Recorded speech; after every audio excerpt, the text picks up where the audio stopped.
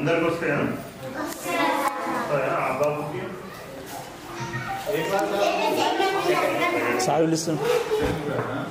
Second class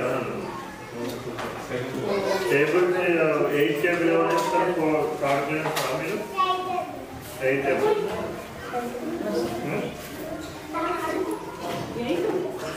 8 table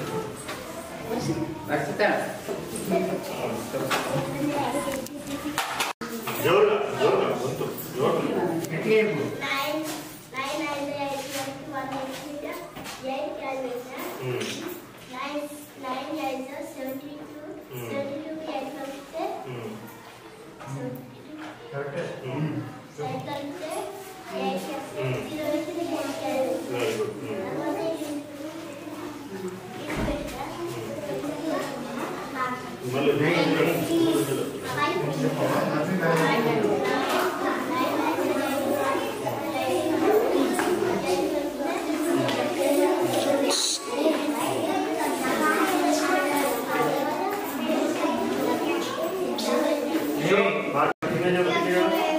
అట్లా చెప్పండి. ఎప్పుడు కూడా మనం బాగా ఎంకరేజ్ చేయాలి. అట్లా చెప్పొద్దు. మనం చెప్పింది కదా బాగా రాదు రాదని ఎందుకు చెప్పాలన్నట్లు నువ్వు చెప్తున్నాను.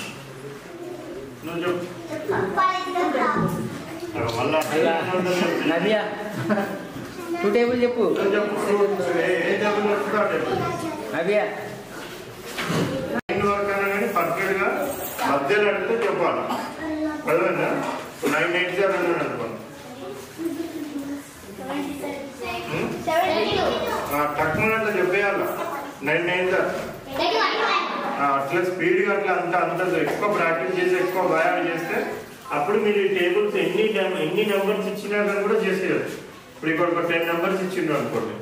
మనం అన్ని 10 నెంబర్స్ ఇచ్చినా కానీ ఒకటేసారి 10 నెంబర్తో మల్టిప్లై చేయాలి. ఏం చేస్తాం? సింగిల్ ఒక్కొక్క నెంబర్తో మల్టిప్లై చేసుకుంటూ ఉంటాం. ఒకవేళ 3 నెంబర్ ఉంటే అప్పుడు కింద ఏమొస్తాయి? 2 క్రాస్లు వస్తాయి. అదే కదా. సో ఇంట్లోనే మనము టేబుల్స్ ఒకటి పర్ఫెక్ట్గా నేర్చుకోవాలి. నేర్చుకుంటారా? సో నెక్స్ట్ టైం వచ్చినప్పుడు టేబుల్స్ పర్ఫెక్ట్గా చెప్పాలి. మీరు పర్ఫెక్ట్గా నువ్వు కన్ఫ్యూజ్ చేస్తున్నావు. నువ్వు 8 7 ఎంత?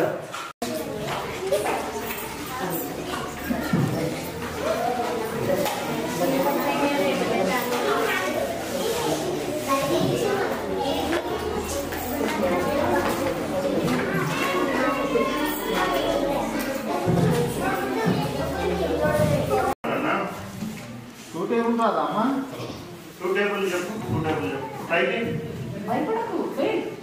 ఎంత లేవు ఫ్రీ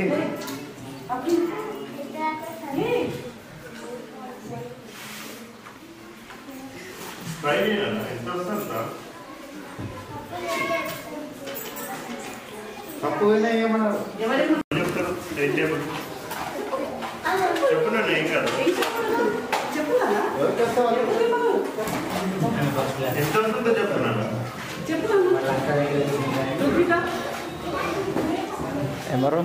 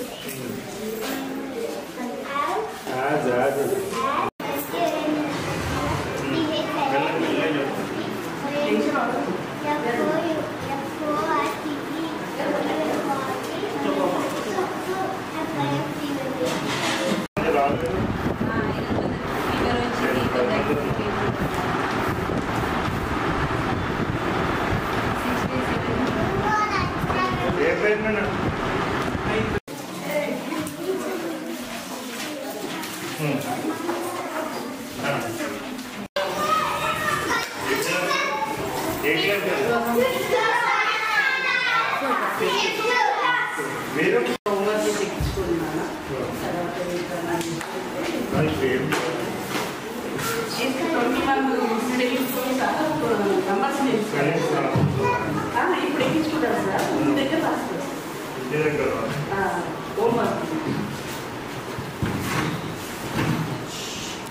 వచ్చాయండి స్పెల్లింగ్స్ వచ్చాయి అందరికి చెప్పండి.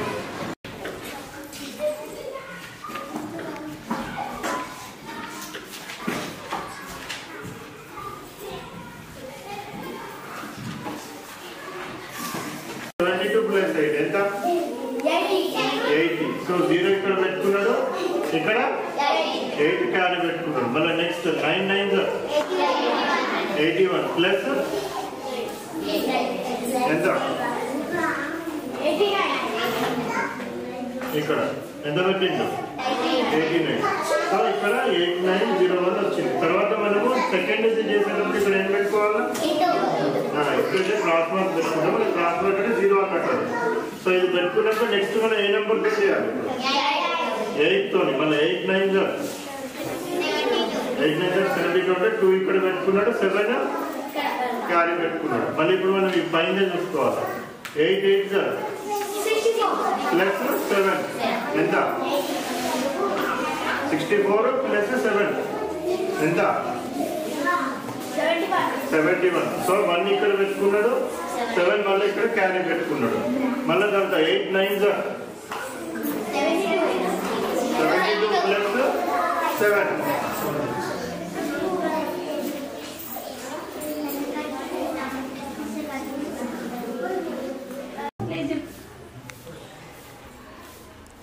నువ్వు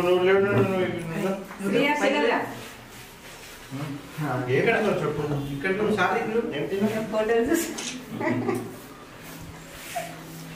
అండర్ వెయిట్ ఎవరు ఉన్నారా? అండర్ వెయిట్ పిల్లలు ఉన్నారా? ఎవరు తక్కువ ఉన్న పిల్లలు? 2 3 సార్. ఎవరు వాళ్ళు వచ్చిందా? రాలేదు. ఇగో ఈ అబ్బాయి అయిపోయింది సార్. అది చెక్ చేసినట్టు బాగాలేదు. ఇప్పుడు వండుతుంది పిల్లలు చిల్లర పడుతుంది సార్. అయితే బియ్యం అయిపోయింది, ఇప్పుడు పడదామని.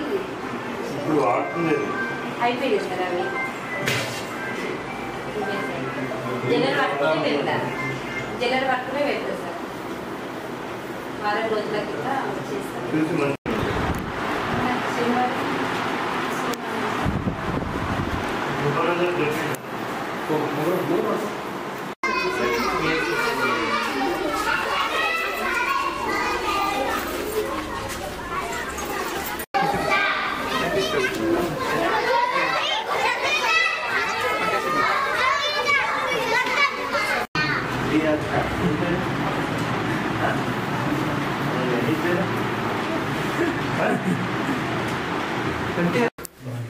ఏబిసిడీలు చెప్తావా? చెప్తావా? చెప్పు.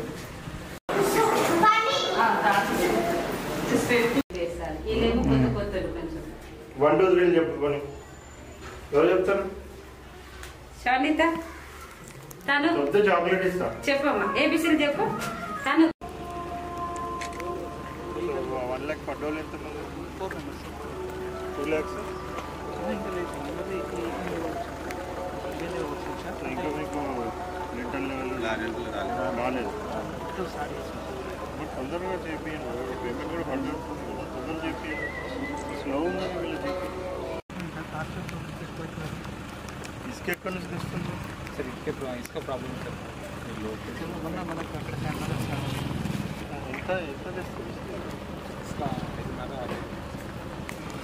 6,000 ఎంతకి? పెట్టాలంటే వాళ్ళు ఏం చెప్తారో లేదా పెట్టనియరని వీళ్ళు చెప్తుంటారు. లేదు సార్, అందుకే ఈసారి ఆడ నీట్గా ఉంది.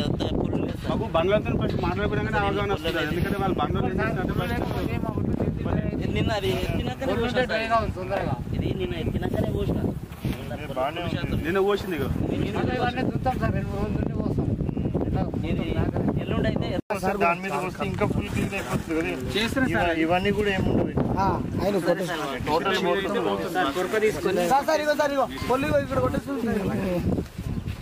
మాట్లాడరాదు.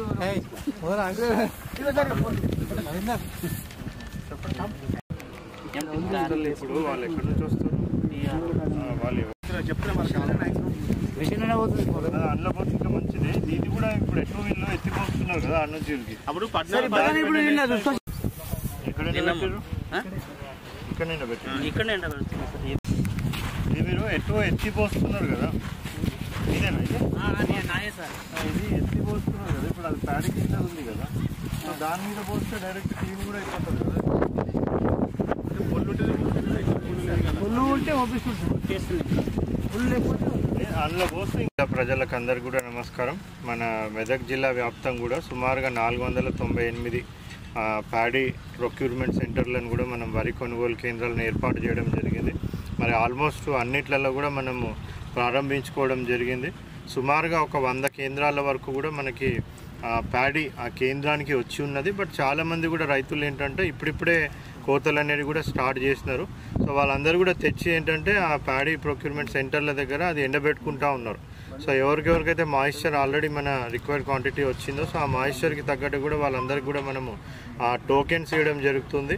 సో మ్యాక్సిమం ఎక్కడెక్కడైతే మనకి మాయిశ్చర్ విత్ ఇన్ లిమిట్ వచ్చిందో దానికి తగ్గట్టుగా వాళ్ళందరూ కూడా టోకెన్స్ ఇవ్వడం, మళ్ళీ అదేవిధంగా ఆ మిల్లర్కి ట్యాగింగ్ కూడా చేయడం జరుగుతూ ఉంది. సో అదేవిధంగా మనకి ట్రాన్స్పోర్టర్స్ నుంచి కూడా మొత్తం వెహికల్స్ అరేంజ్ చేయడం జరుగుతూ ఉంది. సో తొందరలోనే మొత్తం ఇవన్నీ కూడా మనం మిల్స్కి ఆల్రెడీ పంపించడానికి కూడా మొత్తం మనము యాక్షన్ ప్లాన్ రెడీ చేసుకోవడం జరిగింది. ఆల్రెడీ రామంపేటలో కొన్ని సెంటర్స్లో మిల్లులకు పోవడం కూడా స్టార్ట్ అయ్యింది. ఈ 1 వీక్లో మనము పెద్ద ఎత్తున అన్నీ ఎక్కడెక్కడైతే మాయిశ్చర్ మనకి వచ్చేసిందో వాటన్నిటిని కూడా మనం మిల్లులకి తరలించడం కూడా జరుగుతుంది. బట్ వాతావరణం కొద్దిగా మనం లాస్ట్ 2 సీజన్స్లో చూస్తే కూడా అకాల వర్షాలు వస్తూ ఉన్నాయి కాబట్టి కూడా అన్ని ప్యాడీ ప్రొక్యూర్మెంట్ సెంటర్స్ ఇన్ఛార్జెస్కి అందరు కూడా ఇన్స్ట్రక్షన్స్ ఇవ్వడం జరిగింది. అడిక్వేట్ నెంబర్ ఆఫ్ టార్పలిన్స్ అవన్నీ కూడా పెట్టుకోమని చెప్పడం జరిగింది. రైతులకు అందరు కూడా విజ్ఞప్తి ఏంటంటే మనం ప్యాడీ ఎండబెట్టుకునేటప్పుడు, సో వరి ఎండబెట్టుకునేటప్పుడు లాస్ట్ టైం ఇది మనకి ఎక్స్పీరియన్స్ అయింది. ఎక్కడైతే మనం కొనుగోలు కేంద్రాలలో కానివ్వండి, వేరే ఇతర ప్లేస్లలో కానివ్వండి, ఎక్కడైతే మనకి డౌన్ ఉంటుందో సో అక్కడ నీళ్లు నిల్వ ఉండే చోట దయచేసి ఎండబెట్టుకోవద్దు.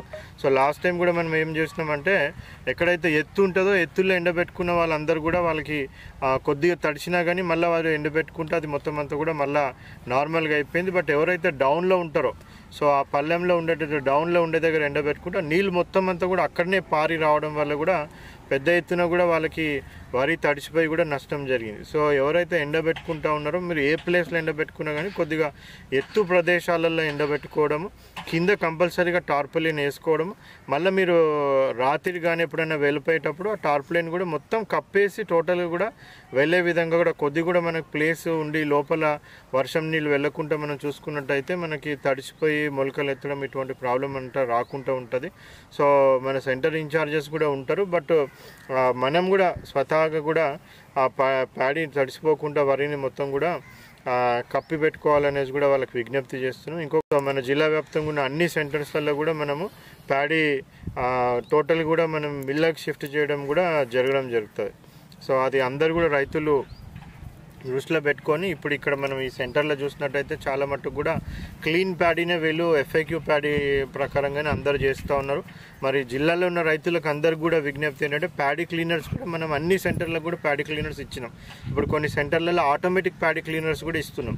సో మిల్లుల్లో కూడా చాలాసార్లు కూడా మిల్లుల వాళ్ళందరూ కూడా తరుగు పెట్టడానికి కూడా మెయిన్ కారణం చెప్పేది ఏంటంటే కూడా ప్యాడీ మాకు FAQ ప్యాడీ మాకు ఇవ్వాలా, సో క్లీన్ చేసి ఇస్తలేరు కాబట్టి తరుగు పెట్టడం జరుగుతూ ఉందని కూడా వాళ్ళు చెప్తూ ఉంటే వాళ్ళకు కూడా సీరియస్గా చెప్పడం జరిగింది.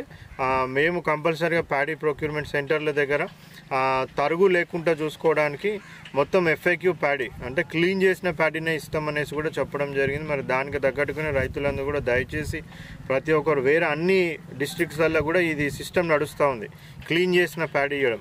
సో మన దగ్గర కొన్ని సెంటర్లలో ఉంది, కొన్ని సెంటర్లలో లేదు. అన్ని సెంటర్లలో కూడా క్లీన్ చేసిన ప్యాడీయే ఇచ్చినట్టయితే ఏ విధమైన తరుగు లేకుండా కూడా మనము మిల్లులలో దించుకోవడానికి కూడా మనకి కంపల్సరీగా వాళ్ళకి ఇన్స్ట్రక్షన్స్ ఇవ్వడం జరుగుతుంది. సో క్లీన్ చేసిన ప్యాడీనే ఇవ్వాలనేసి కూడా రైతులందరూ కూడా విజ్ఞప్తి చేయడం జరుగుతుంది. Thank you.